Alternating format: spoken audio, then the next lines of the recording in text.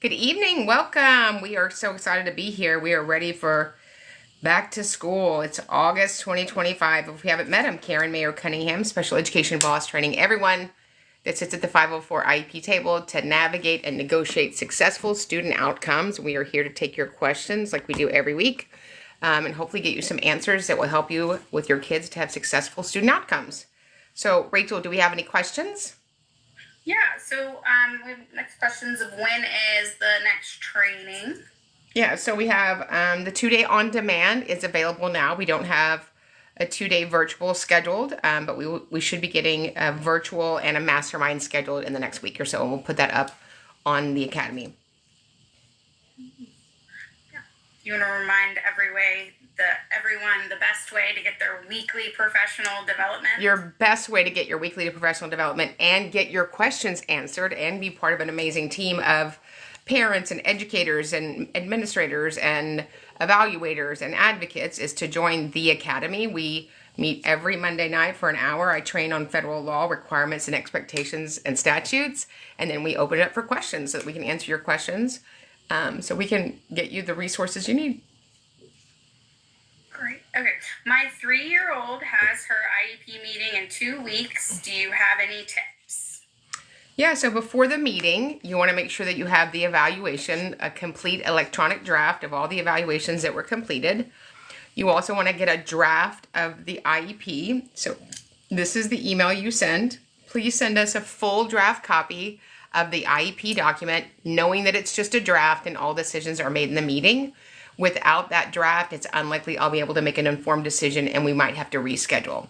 So you want to be able to make sure that you go with all of the documents reviewed so that you have your questions ready and you can fully participate. My son's IEP states he will always be promoted to the next grade. What can I request they do to help? So that's not legal. An IEP has nothing to do with promoting to the next grade. So that's not, an IEP is an individualized education program. So it shouldn't have any language about whether or not the child goes to the next grade. So I would take that out. That violates IDEA. So certainly I would just have them take that out. It's not appropriate. It's not legal.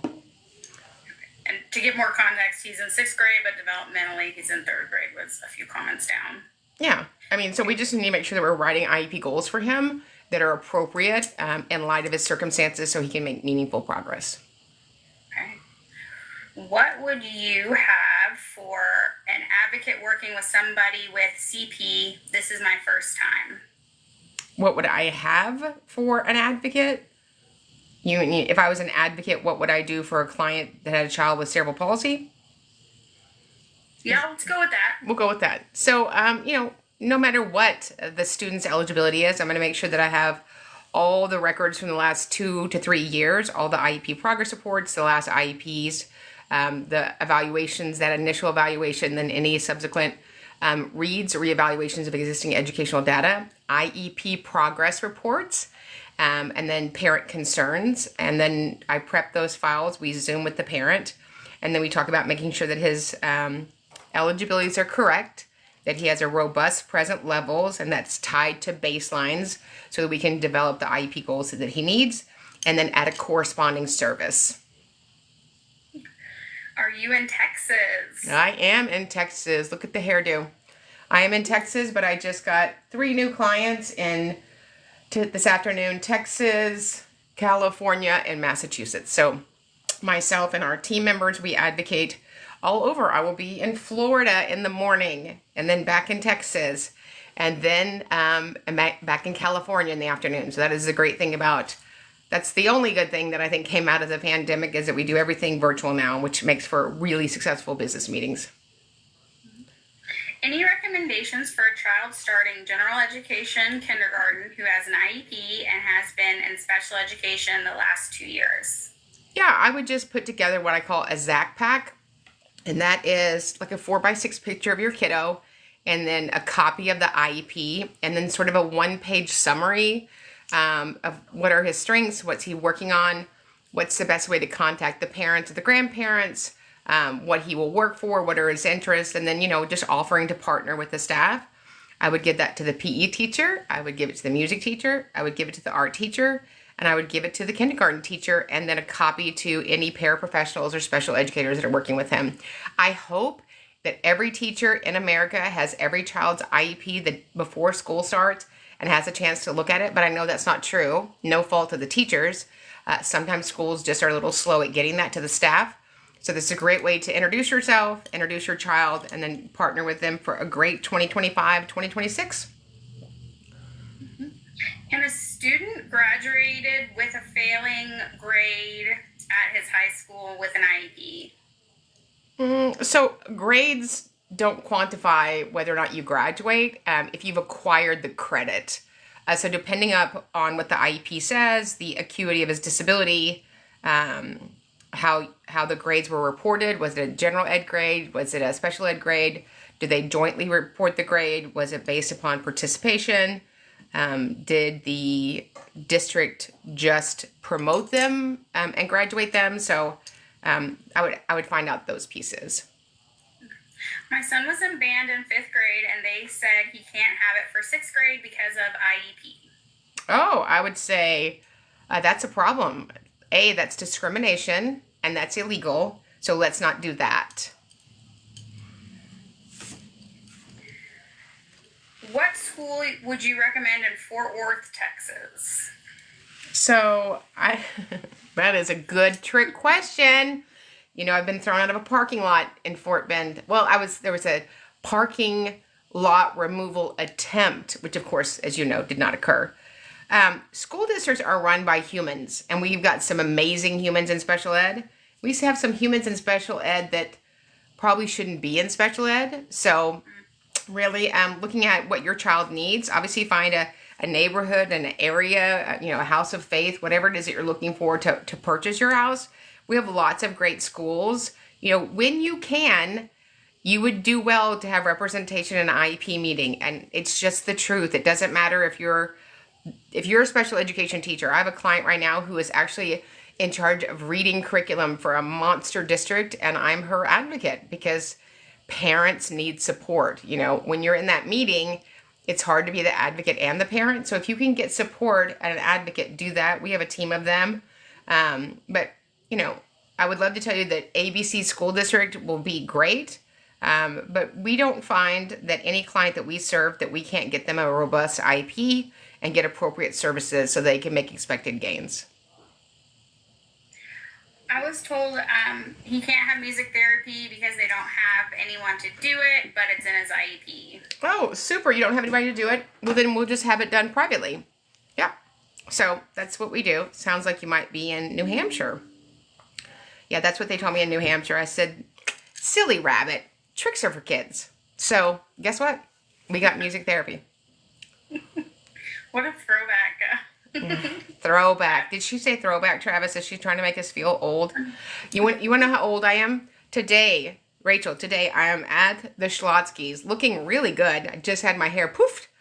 And, nothing makes me happier than a fresh poof. And the lady said that my sandwich was $10.71. And I had a $10 bill, 2 quarters, a dime, 2 nickels, and a penny. I did it all myself. And she goes, she opens the thing and she's like, it's $9.40. I was like, I thought you said it was $10.71. She goes, well, I looked out the window. I could see you were a senior. So it gave you a discount. I'm like, yes, I am here for the senior discount. Like a few years ago, that would have bothered me. I was like, I will keep this 93 cents, ma'am. Thank you. Wow. I'm the hottest senior you saw today. I looked out the window and could see you were a senior. Well, I'm a sizzling senior, ma'am. Sizzling senior. Absolutely. So what is the criteria for a child to get compensatory time? They were denied FAPE. They were denied a free, appropriate public education. You've brought that to the school. You can quantify it, which is really why you all need to all join the academy. Like everybody, people you like, people you don't like, everybody should join the academy. So when a service, an important component of the IEP wasn't delivered, you deny the student FAPE. And so we go to the school and we ask for them to provide an offer of compensatory time to return the student back to where they would have been had the violation not occurred. Okay. What are you hearing about cell phone exceptions for IEPs or 504s? We were told today medical only, and then I'm gonna have to find out that it's cut off. But I'll let you start. Yeah, so it's a new law in Texas, and I just have to say this: hallelujah. So if I was a teacher, I'm not a teacher. You all know I'm not a teacher. But if I was a teacher, when I said put your phone away, I promise you every kid in my class would put the phone away. I don't find teachers nowadays, if that's good English, nowadays are good at managing the classroom. They're usually pretty good at teaching. And I have kids that the teacher will say, well, he wouldn't put his phone away the whole year. I'm like, just tell him to, right? So in Texas, we just passed a law, no more cell phones in schools, period. There's 3 exceptions. The law is 1481. If you would like, we can do a video on that. Would you like that? Just put some hearts in there if you would like that. Where are the heart people? Oh, look at all the hearts. Yeah, so we can do that. And there's, of course, there's exemptions. If you have a Dexcom, if you're diabetic, if you use it, if you use assistive technology in any kind of device, whether it's your to mitigate your disability, of course, those are exceptions. And that should already be in your IEP. But just to call mommy at noon and have her bring you up your Chick-fil-A, that's over, Joe. That is over, Joe. You're going to have to eat in the cafeteria. In the olden days when we went into junior highs or high schools, there would be tables. I mean, tables of Chick-fil-A.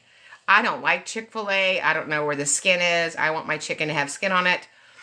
I don't like people. You don't need to bring Billy a lunch every day from Chick-fil-A and give him a hug. So, moms, go get a hobby. Kids, eat in the cafeteria. It's a bonding experience. Isn't it? The cafeteria? Yeah. Oh, yeah. Yep. It's social. It's some real social skills in person. Yeah. Is Texas a good state for a level 1 autistic child? We are planning to move, and Texas is one of the places on the list. So is Texas a good state for kids with disabilities? So we have a phenomenal state. I live here. We don't rank very high in special education delivery services, but when you have an advocate, a good advocate, those outcomes are changed. And so certainly if that's something you're looking to do, obviously I love Texas. We live in Texas. But, special ed is not a high priority for many states that's really paramount. So you want to make sure that you have a good IEP, that you hold your position, that you don't waffle or waver on what is appropriate for that child. And when you can, certainly get support. Best piece of advice for a first-time SPED teacher coming into a not-so-great SPED program? Electrolytes, pantyhose, prayer, and preparation. That's the 3 Ps. It's what I do every day. I'm prayed up, I'm prepared, and I got my pantyhose on. But remember, it's not about remember your why. It's about remember your who. And the who is those children. You're going to change their lives. You have the ability with the gift of persuasion and input and love and support to change a child's life. What an amazing vocation you have. So thank you for serving kids. What are we covering tonight in the academy? Yeah, so we're in a series every page of the IEP. When you print out software of a blank IEP, it's 143 pages long. So most IEPs, parents don't realize what's missing, nor do always school-based members or parents understand the obligations of the contents of the IEP, depending on the child's disability, depending on their grade level, those sorts of things. You kind of already answered this, but this is a slightly different question. What do you recommend? Do you recommend any schools in Fort Worth, Texas for middle school? So I recommend that you find an amazing neighborhood that you want to live in. We don't find that there's only one school district in the entire United States of America that I do not take clients, and that is Houston Independent School District. And I live in Houston. It's a district of 250,000 children, and they are terrible to their teachers. And you'll be in an IEP meeting in Houston, and there'll be 2 people there, and you'll be one of the 2. So about 6 years ago, I just stopped taking clients because I'm an amazing advocate, but I have to be ethical. I don't want to write an amazing IEP and know that it's not going to be delivered, and it's just not delivered in Houston ISD. But any other school district from the Kodiak Islands to Miami-Dade, and then the other direction, Maine, I'm you know what I need? I need that felt board from Sunday school for Vacation Bible School. Remember we would just put the little people up and the camels and all that. But we live in a great country, and we can get it right for any kid in any city, and we do that. Mm-hmm. Is it true some kids don't, is it true some schools don't mainstream kids? Not when I'm there, and that would be illegal. That would be segregation, which we got rid of that a long time ago. Somebody said, can I define your role as an advocate? Yeah. So I've been representing families for 29 years. I do about 500 IEP meetings. I'm allowed to represent families in Texas, in Florida, and many other states, all the way through due process hearings, and have done that against attorneys and prevailed for my clients. At any point, I probably have 100 Office of Civil Rights federal complaints open, anywhere between 10 and 20 state complaints. We do trainings for school districts, agencies nationally, and I'm amazing. I'm my favorite person. If you knew me, you would love me. So I love serving these kids. It came about from trying to get services for my own child. I am not a teacher. God bless teachers. I am not an attorney. I am an advocate. And somebody said, how much is it to be an advocate? So there are advocates that advocate for families for free. Most advocates start out charging $50 an hour. But certainly you would need some training. And so we provide this training. We put out 52 pieces of content every single day across 7 platforms, because we want you to have answers and resources to be in schools in IEP meetings. It's nothing better than when myself and my team, when we're out training and people come up to us and say, we used your content and now my daughter is reading at grade level, or she's improved in this. And so it's amazing. So we love doing what we do. Yes, and you are very good at it, Miss Karen. Can a paraprofessional work in a resource classroom with her own child who is not independent at all? I wouldn't recommend it. We get I always say 2 people are too close to the child, sometimes the school and the parent. The parent, being the special educator, can bring in a lot of problems, but if you're the only one that's available, then we certainly understand that. I do want to answer something that somebody just said. Somebody said, do you think 53 pieces of content a week is oversaturation? No, it's 52 pieces of content every day, every 24 hours. I don't think you could ever have enough saturation to learn the federal code that's 300 pages long. So no, if I could put out 100 pieces of content a day, I would do that. People need the help. There's 8 million children in America, and it's the only federal law that parents enforce, unfortunately. Yes, ma'am. Who's responsible for inclusion for students in self-contained classes? Self-contained paras or inclusion teacher? Well, inclusion happens in general ed. It doesn't happen in a self-contained class. So it's responsible for how the IEP is written, right? And so we need that when we're having inclusion time for a student participating in general ed, that we make sure that they have special ed support. We just did a training last week on paraprofessionals who we love, but they're limited role. And so you want to make sure that this instructional year, that when your child, a special ed child that has special education goals, when they go into a general ed class, that they're supported by a special educator or a para who is directly supervised by the special educator. And so yes, we have trainings for special ed teachers. 75% of the people that we train are school-based members, and that's an honor because it's not available for them in schools in a way that's palpable and useful. So we love that we get to train the trainers. Mm-hmm. What if a school doesn't have someone to fill a special ed teacher's spot? Okay, well then the students have been denied FAPE. I find that when an advocate shows up, that we have some people sitting at admin in an office that could come fill that room. So when we have differences and have to have dispute resolution sessions or resolution meetings with districts, it's amazing how quickly they staff a room when the state mediation session, a federal complaint requires it. Yep. Okay, special education teacher considering career change to an advocate, but really want to discuss with someone. Are you available for this type of conversation? Yeah, so I mean, it's not that we're not available for the conversation. I would recommend that you join the Academy. The Academy is $97 a month, and you can get your questions answered in that. But, advocates are desperately needed. There's, just in Texas, there's 775,000 children with an IEP. I live in a city of 8 million people in Houston, and there's not one advocate in this city that I would recommend to anybody other than myself. That knows the law, that is a good negotiator, understands the requirements and responsibilities that exist in the IEP and the obligations, duties, and responsibilities of the school district. So we would love to train you.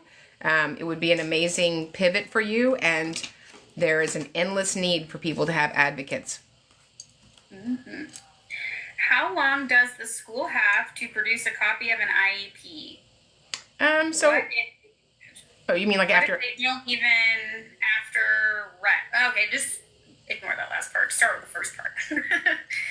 Yeah, so I assume after you finish your meeting that the school is going to, complete the document, populate whatever areas they need, and then of course complete a prior written notice, which is a federal requirement, with all 7 pieces, and then send that to you. So the only language about providing an IEP to a parent in the federal code, unlike what many people have been told, is that it has to be provided at no charge and without delay. So you should be able to just email whoever and say, please email me a copy of the IEP. Do you think pairs' roles are to clean up tables and make all the copies? I think that paras have different support roles depending on the teacher, and if that's assisting with production of materials, I would say yes. Is that their only role? It would depend on the job that you were hired for. So when you have a job that's posted, I would look at that. I would assume that there will be times that the paras or the special educator or the general educator is going to have to produce product and clean up the room. I sent a message with my situation I need help on. Okay. When you say you sent a message, like you sent us an email, you can certainly send us an email if you're looking for representation or guidance or direction on our trainings. You can send us an email at advocate@specialeducationacademy.com. What if they had your child placed in the wrong setting because they got cut off, and then the next one is a repeat? Yeah. You want to ask us the question again, if your child was placed in the wrong setting? We'll try to get that. Just go from that.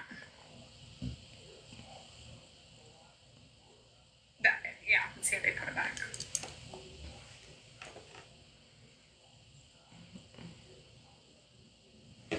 Somebody said quality disability support should be a right. You seem focused on profit over progress. I'm not really sure what that means, profit over progress. So if I was interested in profit over progress, I probably wouldn't pay people to work for me to put out free content. And so I respectfully disagree with you. This is not a profit business.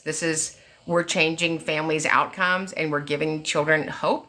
So when you talk about rights, that sounds good, right? You have a right to be represented in court, and you can go to court by yourself. Some people bring an attorney. I'm sure that some people think that you shouldn't have to pay an attorney, but every person is worth they earn their wage, and we are certainly as advocates worth our wage. But it's unfortunate that you feel that way. Are freshmen entitled to the same electives in SPED, SDC as general education? So there's some electives that wouldn't be appropriate if you're in a self-contained class with those needs, but they certainly have the same catalog of electives that are available for them. So I certainly wouldn't have a child that's in that self-contained class maybe using welding, maybe in, what do they call it? Wood shop. They have so many things now that people are using saws and, they're making things that may not be appropriate. So you certainly look through that catalog like you would for any other kiddo going to high school and find which electives is most appropriate. Mm-hmm. I have an IEP meeting coming up with my son's school. Any advice? Yeah, I mean, certainly you want to make sure that you have your drafts ahead of time, and that you email the school. Please provide us a full draft copy of the IEP. I would also send an email saying, can we please have a list of the attendees and their role? That way you know who's going to be there, if you're going to be in person or remote. And then, of course, find out what the time constraints are. Oh, we have the rest of the question. So what if your child's placed in the wrong setting without assessments? He was not in least, I'm assuming she's supposed to say his least restrictive environment. So if we didn't implement the IEP, we didn't implement the IEP. So then you're due compensatory time.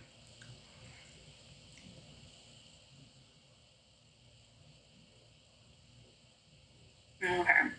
I lost my place. I gotta go back 70 something comments. So, can you tell us about the new app? Yeah, so we have a new app, Special Education Academy, which is free. And then all the content that comes out every day on YouTube, you get that. So all of those videos comes right to your phone. So that is an amazing free resource for you guys. Somebody just said she's an ESE teacher in Florida. God bless people in Florida. We love the schools in Florida. We have lots of clients in Florida. Thank you for doing what you're doing. Congrats, Texas. I hope my state follows. I guess that was back when we were talking about. Yeah, they need to put them cell phones away. Get back to learning. And then somebody said they sent us a message with all of this going on with them on Facebook. We have over 1 million views every 7 days. So if you want to reach out to us, go ahead and email us directly at advocate@specialeducationacademy.com. We don't have the team to answer every direct message on all platforms, but we certainly want to address your needs if it's something we can support you with. Mm-hmm. Have you led a classroom in the last 20 years? Have I led a classroom? Advocates don't usually lead a classroom. That would be teachers. Have you ever been to the autism? We're going to have to find the rest of that question. Okay, we'll come back to that one. Is Pennsylvania good for children with special needs? Pennsylvania is a wonderful state for humans. So, I mean, it's not there. I don't have a state that's good for special needs and bad for special needs. Again, school districts are run by people. So the quality of the special education program is first the purview of the school board, and then the executive director of special education. What should I know about, I'm assuming that's early childhood special education, as a school counselor in Florida? I mean, there's not a lot of need for a school counselor to be a part of early childhood special education, ECSE, because that's for 3, 4, and 5-year-olds. But if you have a child that is, going to need counseling as a related service for elementary school, that might be a time that you would jump in. Okay. And then jumping back to the autism question that started, I have the rest of it. Have you been to any autism schools in Ohio? Have I been to an autism school in Ohio? No, I've not been to an autism school in Ohio. I do have a family that has a child in a private school for autism in Ohio, though. They've not asked me to come, but I am available. I'm happy to get on a plane and come and train them. Okay, there's a lot of shorthand in this one, so be patient with me. So, student has small group reading services during intervention segment, but is in core instruction with no support, ... legal, ? That doesn't rise to the level of an IEP. Reading intervention is not necessarily special ed, so I might want to, make sure that you get the IEP out and make sure that we're all on the same page about what we need this year. What type of school is best for special needs kids? I think, in my opinion, and I will never waver on this, public schools are the absolute best setting for kids with disabilities when we get it right. And almost always we get it right. I would never recommend, and I know this is going to hurt somebody's feelings, but I'm okay with that. I would never recommend charter schools, because charter schools are schools of choice and they have a much lighter staff. And when they do have a special educator, I find that he or she is running up and down 3 or 4 floors trying to service all the kids in the building. So, and all the kiddos that I've served in the last almost 30 years, because, I'm a senior, I've had many children leave public schools and go to charter schools, although they have the same legal requirements, and it is a bust. So, and not in a good way. Okay. What is the best place for IEP goals? In the IEP. So in the IEP, you want to have robust present levels, right? And those present levels identify what? The student's unique circumstances, right? Emotional, functional, academic, communicative, all of those pieces. And then based upon those identified deficits in the present levels, we write appropriate IEP goals. An IEP goal does one thing. It teaches a child with a disability a strategy to self-manage their disability. And then we're going to, of course, have a corresponding service to support those minutes. What do I do if the school is always calling me to pick up because of eloping? Should I add something to the IEP? You should add something to the email because that he's out of placement. So I would say, Dear Elm Elementary School, this is Miss Smith. I picked up my child today at 12:15 because you were unable to educate him. This is pickup number 1. And then when it gets to be about 2 times, I would say we need to call an IEP meeting to look at if this campus is appropriate placement, because the student is required to be educated in the campus. So when you start sending kids home, you set up a terrible cycle. Another para and I are in a classroom with this difficult teacher. She doesn't take any of our suggestions. Well, you could always come train with us and be an advocate. It's unfortunate that people have to work in settings where people are not supported. That's terrible. But yeah, we hear that a lot. Oh, you're gonna have an opinion on this next one. What are your thoughts on the para being the parent? So I think that needs to be reversed. So the child can remain in school. No. It's the school's obligation to educate your child, whether that's at a public school, in the criminal justice system, in a psychiatric unit, at homebound, in a TEP unit. We are recusing the district from doing their job when we go and do these things. When we go and we come and help. That is the job of the school district. That's what they're professionals at, educating children with disabilities. And so we need to let them do their job. Is it true self-contained is not good for kids with special needs, especially cerebral palsy? Or she says CP. So cerebral palsy doesn't drive where I implement the IEP. So I had a young man that I advocated for 9 years, and when I got him, he was 3 and he has cerebral palsy, and he was in a self-contained life skills class without a communication device. And after that, he was never in a self-contained class because that wasn't the appropriate setting. Unfortunately, we often place children in self-contained classes that have disabilities that we are not familiar with or have a lot of staff to support. So kiddos that have physical limitations, orthopedic impairments, vision impairments, medically complex, deaf and hard of hearing, deaf blind, that's somehow that you need to go to self-contained. And that's really why it's paramount that if you can get representation or you can get good training, that you get that. Can the state remove the services implementer in an IEP?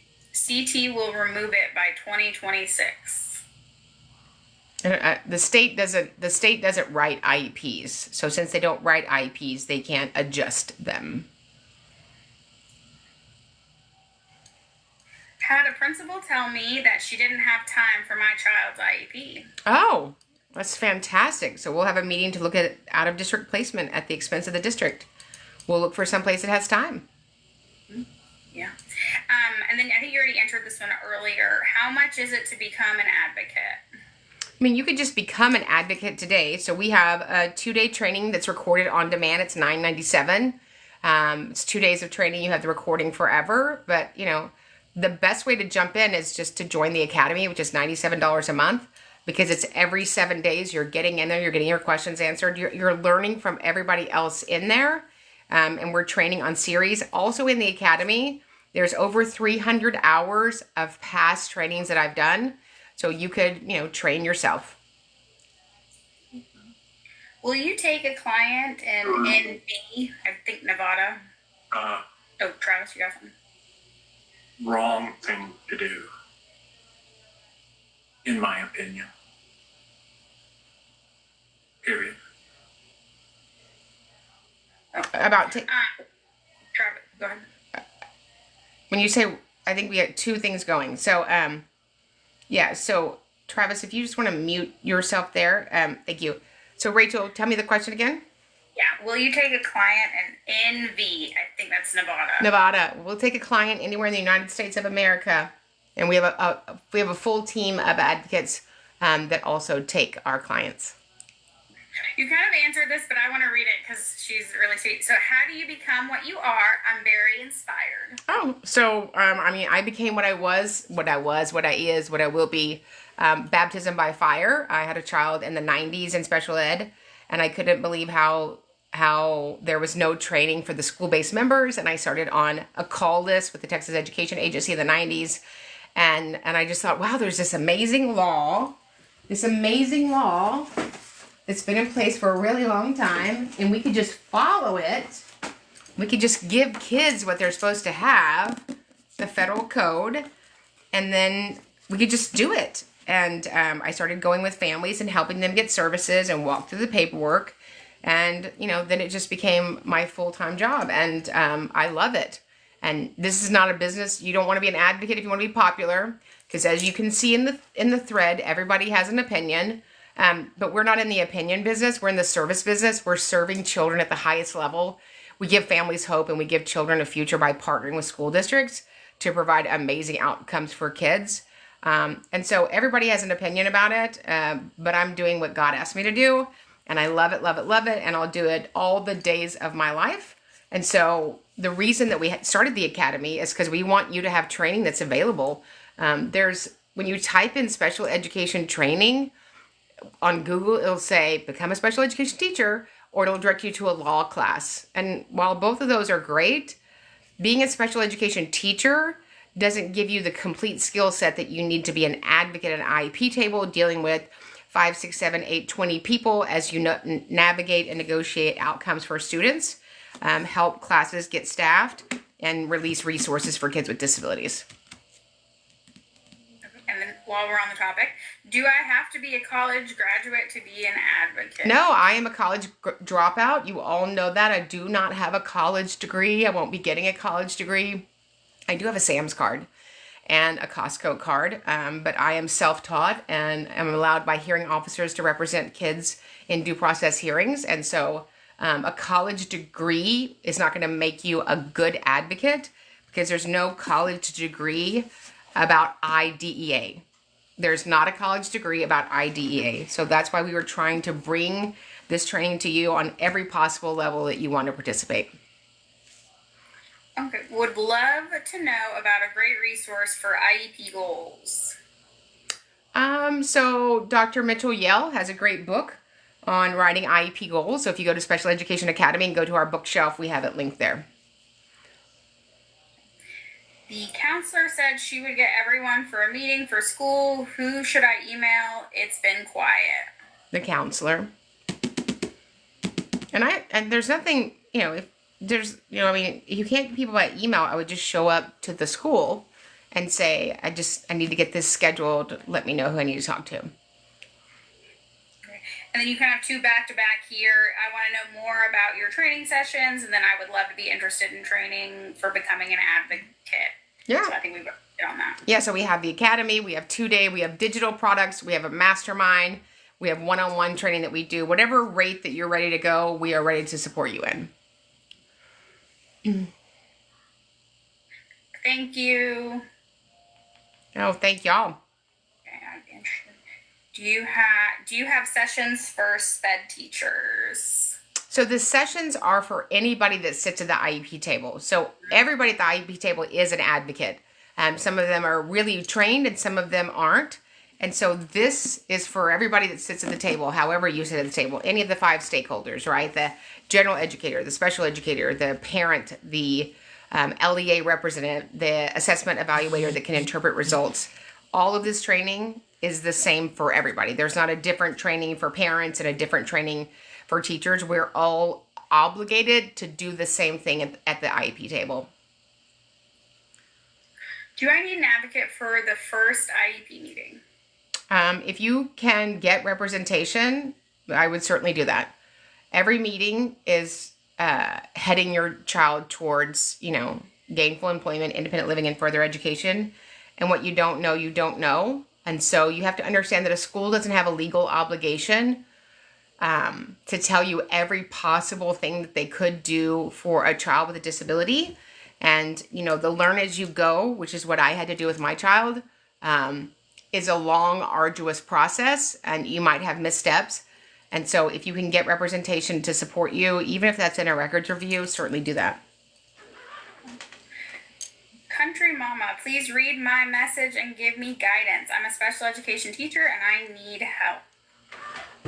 Yeah, so I don't know what your message is. If you want to email us, if you have a long question, you can do that. I think this is the same person earlier who said they had sent you and you kind of addressed it by. Yeah, if you send us a direct message on LinkedIn or TikTok or Instagram, we don't have the hands to reach all of those. But thank you for all that you're saying. That's nice. But if you're looking for support, if you're looking to be trained, if you're looking for representation, then email us at advocate@specialeducationacademy.com. Somebody said, who did that blowout? Kristen Marie does my blowout twice a week. She's amazing. Thank you for recognizing the blowout. We're going to get Rachel a blowout. She doesn't know it, but we're just about to get her. She'll be ready for, the facts of life. The facts of life. Ooh, Shannon pinned. Oh, Shannon pinned your email. How fancy of her. Wow, Shannon. Look how she's so smart. Advocate. Okay. Look at you, Shannon. I don't know how she did that. I don't know. Shannon will be doing a 7-week training on how to pen a comment on a TikTok live. So good. Yes. Okay, and then I lost where it was because Somebody just said, should special education teachers know all this info? And do you come in when they're not doing their job? So I train school districts. It's not that teachers aren't doing their jobs. Nobody's training the teachers. No, I've met 1 million special educators in the last 3 decades. Nobody has said, hey, my school district trains us on the federal law. You shouldn't be allowed to be in a building as an educator, a special educator, or para without the district going, here, Cindy, here, George, I wanted you to have a copy of the law. We just send in teachers there and go Bobcats. And so that's the fault of admin. That is not the fault of the teachers. But yes, every teacher should know what the federal law says about a free, appropriate public education. How much is training? It varies. Training is anywhere from $97 to much more amounts. So it would just depend on what it is that you're looking for. Where can I find the IEP forms? IEP forms? Yeah. I don't know what IEP forms are. Okay, I would be interested in training to become an advocate. Okay, so yes, we've talked about that. Can you explain push-in support in general education classrooms? Yeah, that's when we push in special educators and or paras that are supervised by special educators to support a child with a disability in the general ed setting. Principal here, I've learned a lot. Thank you. Oh, thank you. See? Nothing better than a great principal. That's where I spent most of my elementary school years, in the principal's office. I know that's surprising, isn't it? They said when I was in school that I talked too much. Isn't that weird? What do I do for a living? Matulka. Yeah. Make sure we're not trying to squeeze out a child's gift because we're forming it when they're little. Mm-hmm. Hey, Karen, will you touch on playgrounds that are not ADA compliant? It's a problem. Yeah, so you would need to file a federal complaint with the U.S. Department of Education Office of Civil Rights because that's illegal. So we have a training, a digital training that you could invest in on the academy. But I just got a complaint opened in a monster school district for 98 playgrounds. Playgrounds have to be compliant since 1990. So if a person in a wheelchair can't push themselves on the surface of the playground, and get to all the pieces and there's not adaptive equipment, it's an illegal playground. But that includes schools, churches, anywhere there's a public playground, they're required to abide by ADA. There's not any ADA police officers running around outside, so we have to become those. If a school scans raw data sheets into a digital folder, must they still retain the originals? I mean, you would need to retain them for the year that you need them.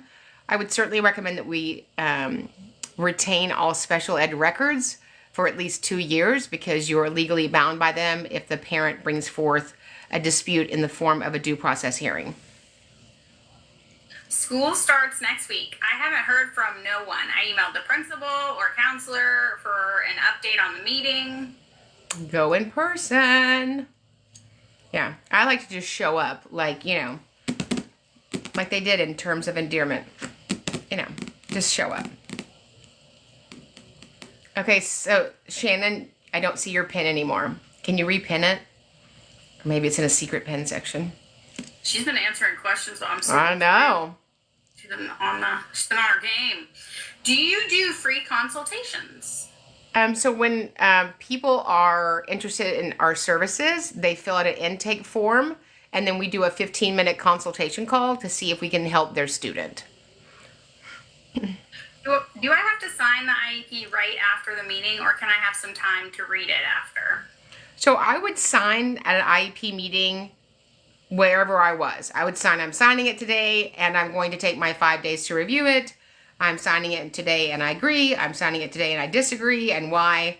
But I would never not sign an IEP. I don't know who is training people to do that, because when that IEP goes in front of a fact finder, a hearing officer, a mediator, a two-tier judge, the U.S. Department of Education, Office of Civil Rights, the U.S. Supreme Court, and you're the only person that didn't sign the IEP, it looks like you didn't participate. So participate and capture your position of your understanding of what happened in today's meeting.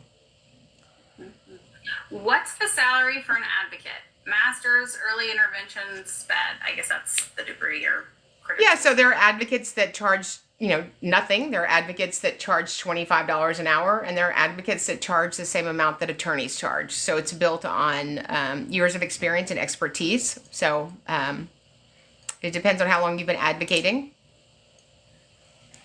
PWN is sent after the IEP. Yep. Yeah, because that's when you would know what you're going to do and what you're not going to do as the school-based members, and then you have an obligation to capture what you're going to do or not going to, choosing to do or not choosing to do, and then you have to quantify that with 7 federal requirements. Can a student test out of an IEP who has autism level 2 and is not independent or organized? So you don't test out of an IEP. There's no longer an educational need.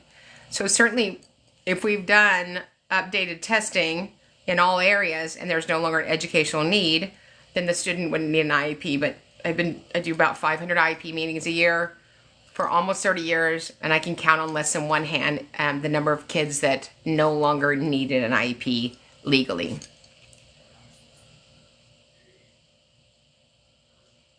Sorry, we have a lot of repeats. What is the max number of students allowed in a self-contained pre-K special education class with 3 adults? So, there's not a max number. There's obviously most states and or school boards have some sort of guidance around that. There's no language about that in IDEA. Why would a school make my child take the STAR test without her reading aloud accommodation? So the STAR test, you get some of your daily accommodations on the STAR test, but that would just depend on how your IEP meeting went. So if they're saying that it's against the law for you to have that, I would check with the state, your Department of Education. I would reach out to compliance at your Department of Education and say, is this accurate? Because sometimes it's not. It's time. It's time. It's time. So how many more questions would you like to do? We'll take 2 more questions. And just to remember, if you're looking for representation, you want to know about training, you want some direction from us on what of those avenues would be best, just email our staff at advocate@specialeducationacademy.com. We want to get your questions answered, and because we know they're important for y'all. Does a parent have to be present when hire a lawyer to do due process, and I just lost the rest of that. So if there's Go ahead. No, go ahead. If you have an Yeah. idea. I was just gonna ask something I mean, else. if there's a due process, obviously the parent of the child with a disability has to be involved. How do parents know if their kid isn't getting their time? By conversations with the committee, right? You would say, so Miss Smith, tell me how the 100 minutes a week in math support is going for Billy. You have conversations, right? We assume competency. We assume the IEP is being implemented for every kid with fidelity. And when it's not, we need to address that and make adjustments. All right, you guys, remember, when we get it right for the child, we get it right for everybody. We're excited about the 25-26 school year. We're excited about no phones in Texas. We can get back to learning. And if you need something, just email us at advocate@specialeducationacademy.com. We'll see you guys in the next training.